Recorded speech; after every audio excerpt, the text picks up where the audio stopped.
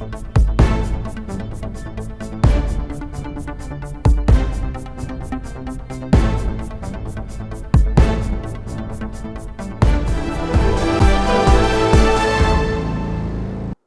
Welcome to ఋషి reports.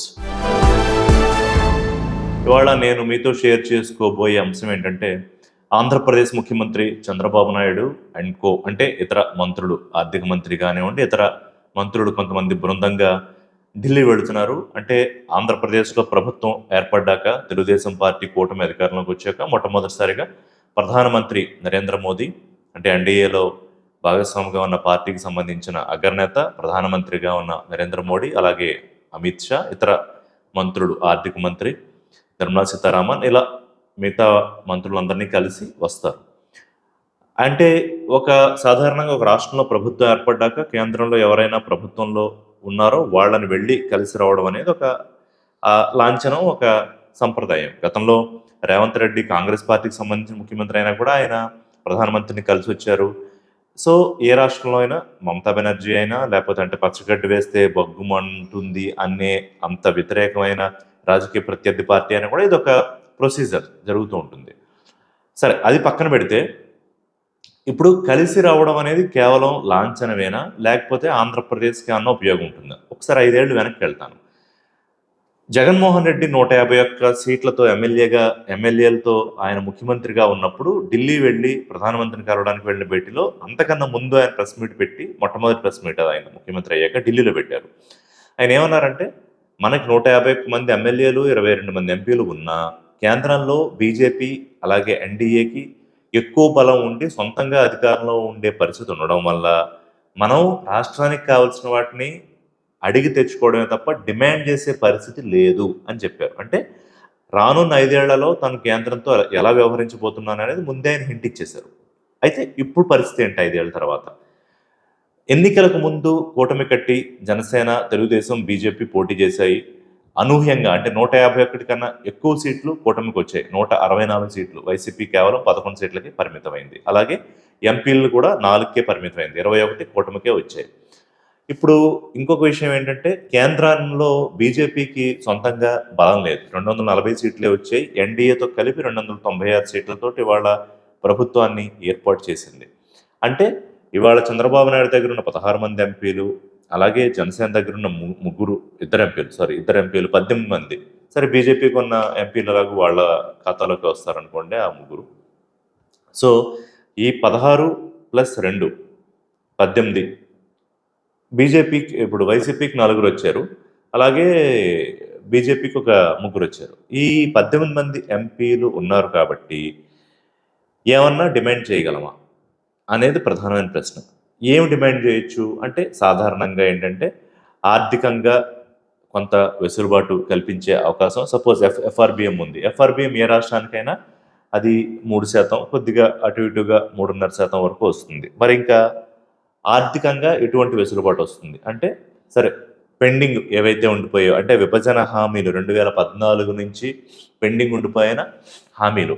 అంతకన్నా ముందేంటంటే ఒక సుహృద్భావ వాతావరణం ఇటు తెలుగు రాష్ట్రాల ముఖ్యమంత్రులిద్దరికీ ఉంది. ఎందుకంటే సరే, శిష్యుడో, సహచరుడో, అనుచరుడో, ఆయన శిష్యుడు అంటే ఒప్పుకోవట్లేదు రేవంత్ రెడ్డి. గతంలో చంద్రబాబు నాయుడుతో కలిసి పనిచేశారు కాబట్టి వాళ్ళిద్దరూ, చంద్రబాబు నాయుడు ఒక లెటర్ రాస్తే దానికి రేవంత్ రెడ్డి స్పందించారు. బహుశా 6వ తారీఖు వాళ్ళిద్దరూ కలుస్తున్నారు హైదరాబాద్లో. అది ఎటువంటి డెవలప్మెంట్ వస్తుందో చూద్దాం. కానీ ఈ 2 రాష్ట్రాల మధ్య ఉన్న పంపకాలు, ముఖ్యంగా ప్రధానమైనది నీటి పంపకాలు, అది పక్కన పెడదాం. ఇక్కడ నా పాయింట్ ఏంటంటే, ఇప్పుడు బీహార్తో నేను ఇక్కడ పోలిక తీసుకొస్తున్నాను. ఎందుకు బీహార్తో పోలిక తీసుకొస్తున్నానంటే, తెలుగుదేశం పార్టీకి ఉన్న 16 సీట్ల తర్వాత జేడీయూ కొన్న 12 సీట్లు ఇవాళ కీలకంగా ఉన్నాయి ఎన్డీఏలో. ఈ 12 సీట్ల విషయంలో ఆల్రెడీ ఇప్పటికే నవంబరు 2023లో బీహార్కి ప్రత్యేక హోదా కావాలని కేబినెట్ తీర్మానం చేసింది. మళ్ళీ ఇప్పుడు వాళ్ళ వాయిస్ రేస్ చేస్తున్నారు. అలాగే చిరాగ్ పాస్వాన్ అతను కూడా దీనికి డిమాండ్కి మద్దతు పలుకుతూ ఉన్నాడు. సో దాదాపుగా బీహార్లో ఉన్న రాజకీయ పక్షాలు ప్రధానంగా ఎన్డీఏలో భాగస్వాములుగా ఉన్నాయి కాబట్టి ఆర్జేడీ మినహాయిస్తే ఇప్పుడు లాలూ ప్రసాద్ కూడా ఎట్టి పరిస్థితుల్లోనూ ప్రత్యేక హోదా తెచ్చి తీరాలి, ఎందుకంటే నితీష్ కుమార్ కీలకంగా ఉన్నారు కాబట్టి అని. ఆంధ్రప్రదేశ్కి వస్తే షర్మిల కానివ్వండి, లేకపోతే సరే మొన్నటిదాకా ఉన్న వైసీపీ అధికారంలో ఉన్న వాళ్ళు కానివ్వండి, ఈసారి చంద్రబాబు నాయుడు కీలక పాత్ర పోషిస్తున్నారు కాబట్టి ఎన్డీఏలో ఆయన ప్రత్యేక హోదా అడగాలి అని. కానీ నేను చెప్తున్నా, ప్రత్యేక హోదా చంద్రబాబు నాయుడు అడగరు. ఎందుకంటే అది బీజేపీని, ప్రధానిని ఇబ్బంది పెట్టే అంశం కాబట్టి ఇప్పుడున్న పరిస్థితుల్లో చంద్రబాబు నాయుడు ప్రత్యేక హోదా అడుగుతారని నేనైతే అనుకోవట్లేదు. ఒకసారి కొంచెం వెనక్కి వెళ్దాం. 2019 ఎన్నికలకు ముందు, సరిగ్గా 6 నెలల ముందు ఎన్డీఏలోంచి బయటికి చంద్రబాబు నాయుడు వచ్చేసిన కారణం ఏమిటి? ప్రత్యేక హోదా. దానికోసం ఢిల్లీలో ధర్మ పోరాట దీక్షలు చేశారు. అసలు మోడీని ఎన్ని విమర్శలు చేయాలో అన్ని విమర్శలు చేశారు. అంతకన్నా కొద్దిగా ముందుకు వెళ్తే ప్రత్యేక హోదా లేదు, దాని ప్లేస్లో ప్రత్యేక ప్యాకేజ్ ఇస్తాం. కానీ ఆ ప్రత్యేక ప్యాకేజ్ కావాలంటే స్పెషల్ పర్పస్ వెహికల్ ఎస్పీవి ఉండాలి. అంటే ఏదైతే నిధులు ఇస్తున్నామో అది కేంద్రం, రాష్ట్రానికి సంబంధించిన అధికారులు సంయుక్తంగా స్పెషల్ పర్పస్ వెహికల్లో ఉంటారు. వాళ్ళిద్దరు అసలుకే జాయింట్ వెంచర్ లాగా ఖర్చు అవుతుంది. రాష్ట్రం ఇచ్చినట్టు చేసుకోవడానికి కుదరదు. దానికి చంద్రబాబు నాయుడు ఒప్పుకోలేదు. ప్రత్యేక హోదా అన్నారు, తర్వాత ప్యాకేజ్ అన్నారు. కాదు, మళ్ళీ ప్రత్యేక హోదా అని చెప్పి మొదట్లో ప్యాకేజ్ ఒప్పుకున్నారు. కానీ స్పెషల్ పర్పస్ వెహికల్ వ్యవహారం వచ్చేటప్పటికి ఇబ్బంది అయింది. సో తర్వాత మళ్ళీ ప్రత్యేక హోదా అని విభేదించి బయటకు వచ్చేసారు. ఆ తర్వాత ఎన్ని విమర్శలు చేశారు, కాంగ్రెస్ పార్టీకి దగ్గరయ్యారు. ఇదంతా చరిత్ర. మళ్ళీ ఆ జోలికి నేను వెళ్ళట్లా. మళ్ళీ ఇప్పుడు ప్రత్యేక హోదా అనేది ముగిసిపోయిన అధ్యాయం అని కేంద్రంలో పెద్దలే కాదు, రాష్ట్రంలోని బీజేపీ నేతలు, కొంతమంది తెలుగుదేశం పార్టీ నేతలు కూడా అంటున్నారు. కేంద్రంలో కాదు, అసలు దేశంలో నిజంగానే ప్రత్యేక హోదా ముగిసిపోయిన అధ్యాయమా? అసలు ప్రత్యేక హోదా అంటే ఏంటో బ్రీఫ్గా ఒకసారి చూద్దాం. ప్రత్యేక హోదా దేశంలో ముగిసిపోయిన అధ్యాయం కాదు. ఎందుకంటే 11 రాష్ట్రాలు, అరుణాచల్, అస్సాం, హిమాచల్, జమ్మూ కాశ్మీర్, మణిపూర్, మేఘాలయ, మిజోరాం, నాగాలాండ్, సిక్కిం, త్రిపుర, ఉత్తరాఖండ్ రాష్ట్రాలకి ప్రత్యేక హోదా ఉంది. ప్రత్యేక హోదా ఎందుకు ఇస్తారు అవి కూడా చెప్తారు. ఇది మనం చాలా సందర్భాల్లో మాట్లాడుకున్నాము. 10 ఏళ్ల నుంచి ప్రత్యేక హోదా గురించి మనం మాట్లాడుకుంటూనే ఉన్నాం. కానీ తిరిగి మళ్ళీ ఒకసారి సందర్భం వచ్చింది కాబట్టి ఒకసారి దాని అవగాహన కోసం మాత్రమే చెప్తున్నాం. అంటే కొండలు, లేకపోతే లోతట్టు ప్రాంతాలు, టెరిటరీస్ అంటే ఒక ప్లెయిన్ ల్యాండ్స్ కాకుండా ట్రావెల్ చేయడానికి, ట్రాన్స్పోర్టేషన్కి, రోజువారీ కార్యకలాపాలకి ఇబ్బందిగా ఉండే ప్రాంతాలు ఒక క్రైటీరియా అయి ఉండాలి. రెండోది, తక్కువ జనసాంద్రత. అంటే ఒక కిలోమీటర్ పరిధిలో ఎంతమంది జనాభా నివసిస్తున్నారు, డెన్సిటీ, పాపులేషన్ డెన్సిటీ, ఆ జనసాంద్రత తక్కువగా ఉండడము. అలాగే ట్రైబల్ పాపులేషన్ ఎక్కువగా ఉండడము. అంతర్జాతీయ సరిహద్దులకు సంబంధించి పంచుకునే రాష్ట్రాలు అయి ఉండడము. అదొక ప్రధానమైన అంశంగా 5 పరిగణిస్తాం. అలాగే ఆర్థిక పరంగా, వనరుల పరంగా వెనుకబాటు. అంటే ఎకానమీ విషయంలో ఎక్కువ ఆర్థిక ఆదాయ వనరులు వచ్చే అవకాశం లేకపోవడం, అలాగే సహజంగా ఉండే వనరుల లభ్యత కూడా లేకపోవడము, రాష్ట్రం ఆర్థిక పరిస్థితి అంతంత మాత్రంగా ఉండడం. ఈ 5 క్రైటీరియాగా తీసుకుని ప్రత్యేక హోదా ప్రకటిస్తారు. అలా ఉన్న రాష్ట్రాలే ఈ 5 రాష్ట్రాలు ఇందాక నేను మీతో చెప్పినవి. ఇది 5th ఫైనాన్స్ కమిషన్, అంటే 5వ ఫైనాన్స్ కమిషన్ రికమెండేషన్తో 1969లో ప్రత్యేక హోదా ఏర్పాటు జరిగింది. మరి ఆంధ్రప్రదేశ్కి ప్రత్యేక హోదా సంబంధం ఏమిటి అంటే, రాష్ట్ర విభజన సందర్భంలో రాజధాని లేదు కాబట్టి, రెవెన్యూ లోటుతో విడిపోతోంది కాబట్టి, అప్పటికే డెవలప్ అయిన హైదరాబాద్ తెలంగాణకు రాజధానిగా వెళ్ళిపోతోంది కాబట్టి, then prime minister Manmohan Singh రాజ్యసభలో ఫ్లోర్ మీద ఓవరాల్గా చేసిన ప్రామిస్ ఇది. సరే, కాంగ్రెస్ ఆ తర్వాత విభజన బిల్లులో పెట్టలేదు, అందుకని చట్టం కాలేదు అని అన్నారు. కానీ గతంలో ఉత్తరాఖండ్కి చట్టం కాకపోయినా కూడా అప్పట్లో ప్రధానమంత్రి వాజ్పేయి ఎగ్జిక్యూటివ్ అథారిటీ సంతకంతో ఉత్తరాఖండ్ ప్రత్యేక హోదా వచ్చిందనే విషయం మనం అనేక సందర్భాల్లో మాట్లాడుకున్నాం. సో ఇది ఒక రాజకీయ నిర్ణయం. ప్రధాని అనుకుంటే చట్టంలో, బిల్లులో ఉన్నా లేకపోయినా ప్రత్యేక హోదా ఆంధ్రప్రదేశ్కి వస్తుంది. సో ఇప్పుడు బీహార్ ఎందుకు అడుగుతోంది అంటే, ఇప్పుడు బీహార్కి ఆంధ్రప్రదేశ్కి పోలిక ఏం లేదు. ఎన్డీఏలో ప్రధాన పాత్రధారులుగా ఇవాళ చంద్రబాబు నాయుడు, నితీష్ కుమార్ ఉన్నారు. 16 సీట్లతో తెలుగుదేశం, 12 సీట్లతో నితీష్ కుమార్. సో వాళ్ళు కానీ విత్డ్రా అయినా, మరేమన్నా జరిగినా ప్రభుత్వం మైనారిటీలోకి వెళ్ళిపోతుంది ప్రస్తుతం ఎన్డీఏ ప్రభుత్వం. అందుకని వీళ్ళకి ఇవాళ సేవ్ ఉంది.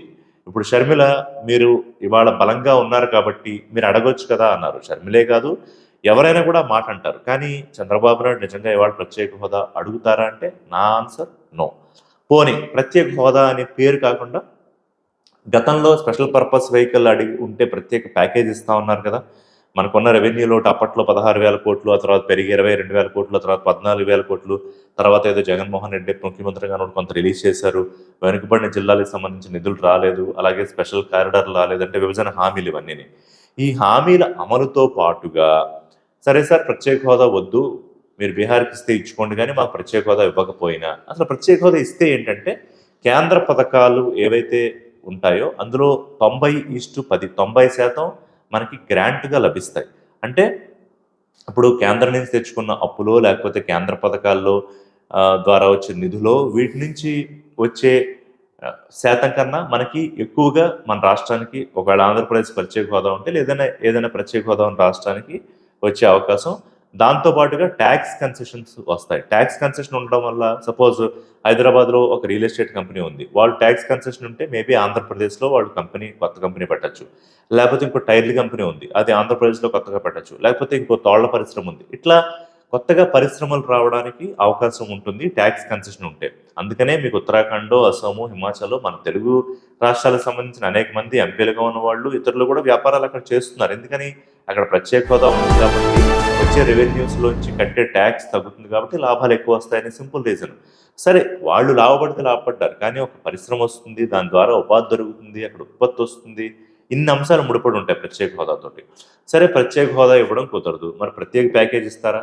ఒక 50,000 కోట్లు, 40,000 కోట్లు, 30,000 కోట్లు, 1,00,000 కోట్లు పోలవరానికి రావాల్సిన డబ్బులే ఇంకా రాలేదు.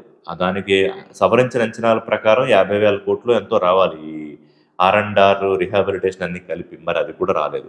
సో, ఈ పోలవరం గురించి మాట్లాడతారు. అలాగే ఏ ప్రాజెక్టులు, ఏ స్కీములు ఇంకా కొత్తగా అడిగి తెచ్చుకోవచ్చని ఇవాళ చంద్రబాబు నాయుడు ఢిల్లీ వెళ్ళబోతున్నారు కాబట్టి ఈ చర్చ అంతా. అలాగే కేంద్రం నిధులు, లేకపోతే విభజన హామీ నిధులు, పోలవరం పెండింగ్ సమస్యలు మాత్రమే మాట్లాడొచ్చేస్తారా? ప్రత్యేక హోదాకి సంబంధించి ఏదో ఒకటి కనీసం వినతి పత్రం అన్నా ఇస్తారా? లేకపోతే అసలు చంద్రబాబు నాయుడు, తెలుగుదేశం పార్టీ, ప్రభుత్వము ప్రత్యేక హోదాని పూర్తిగా మనసులోంచి తీసేసిందా? అనేది మనకి తెలిసిపోతుంది. మరి బీహారు నితీష్ కుమార్ గానివ్వండి, చిరాగ్ పాస్వాన్ గానివ్వండి, లేకపోతే ఆర్జేడీ అధినేత లాలూ ప్రసాద్ వీళ్ళందరూ ప్రత్యేక హోదా గురించి పట్టుబడుతున్నారు. అంటే వాళ్ళకి ఇంకో కారణాలేంటంటే పర్ క్యాపిటా చూస్తే బాగా లోయెస్ట్ దాదాపు 31,000, 32,000 పర్ క్యాపిటా ఉంది. అలాగే పూరెస్ట్ స్టేట్‌గా కూడా నీతి ఆయోగ్ రికార్డ్స్‌లో ఉంది. ఆంధ్రప్రదేశ్ కంపారిటివ్‌లీ బీహార్‌తో పోలిస్తే మెరుగైన పరిస్థితుల్లోనే ఉన్న ఆంధ్రప్రదేశ్‌కి రాజధాని లేకపోవడము, రాజధాని నిర్మాణానికి దాదాపుగా 1,00,000 కోట్ల పైబడి ఖర్చవుతుందని తాజాగా మంత్రి చెప్పడము, అలాగే రెవెన్యూ లోటు ఇంకా ఉండడము, గతంలో ప్రధానమంత్రిగా ఉన్న మన్మోహన్ ప్రామిస్ చేయడము, ఇవన్నీ ఉన్నాయి కదా! ఇవన్నీ ఉన్నాయి కాబట్టి ప్రత్యేక హోదా ఇవ్వాలి అనేది it's a legitimate demand for Andhra Pradesh. మరి ఆ డిమాండ్‌నో లేకపోతే రిక్వెస్ట్ రూపంగానో, వినతిగానో మరేమన్నా ఇస్తారా చంద్రబాబు నాయుడు? ఇవ్వరు. తేలిపోతుంది మనకి. వాళ్ళు సాయంత్రం వెళ్తున్నారు ఆయన. బహుశా రేపు వీళ్ళందరినీ కలుస్తారు. గురువారం అందరినీ కలవబోతున్నారు. లేదా ఏ చర్చ జరుగుతుంది? చర్చ అయితే జరగాలి. ఖచ్చితంగా ఇది డిబేటబుల్ పాయింట్‌గా ఉండాలి. అది హోదా ముగిసిపోయిన అధ్యాయమా? తెరిచున్న అధ్యాయమా? గతంలో సుజనా చౌదరి కేంద్ర మంత్రిగా ఉన్నప్పుడు అనేక సందర్భాల్లో నేను అడిగిన ఇంటర్వ్యూల్లోనే ప్రత్యేక హోదా అనేది ముగిసిపోయిన అధ్యాయం. మీలాంటి వాళ్ళు అర్థం చేసుకోవాలని ఆయన అనడము. చంద్రబాబు నాయుడు కూడా ప్రత్యేక హోదా ముగిసిపోయిన అధ్యాయం అని ప్రత్యేక హోదా కోసమో లేకపోతే విభజన హక్కుల కోసమో పోరాటం చేసే కొంతమంది సంఘాలని, నాయకులు వాళ్ళని కూడా అరెస్టులు చేయించడం అవన్నీ తెలుగుదేశం పార్టీ అధికారంలో ఉన్నప్పుడు మనం చూసాం. కానీ ఇవాళ మరి ప్రత్యేక హోదా కావాలంటారా? లేకపోతే దాని రూపేణా వేరే ప్యాకేజ్ ఏదో ఒక లాభం, ఏదో ఒక ఆర్థిక రూపంలో ఆంధ్రప్రదేశ్‌కి ప్రత్యేకంగా ఏమన్నా జరుగుతుందా? లేదా? అనేది చూద్దాం. చూసిన తర్వాత మళ్ళీ మాట్లాడదాం. అలాగే పోలవరం ఎక్కడి వరకు వచ్చింది ఏంటి అనే దాని మీద కూడా ప్రత్యేకించి ఇంకొక వీడియో చేస్తాను. ప్రత్యేక హోదా సంగతి తేలిన తర్వాత ఆ డెవలప్‌మెంట్స్ మాట్లాడుకున్న తర్వాత ఇది చూద్దాం. Thank you. నమస్కారం. ఋషి సైనింగ్ ఆఫ్.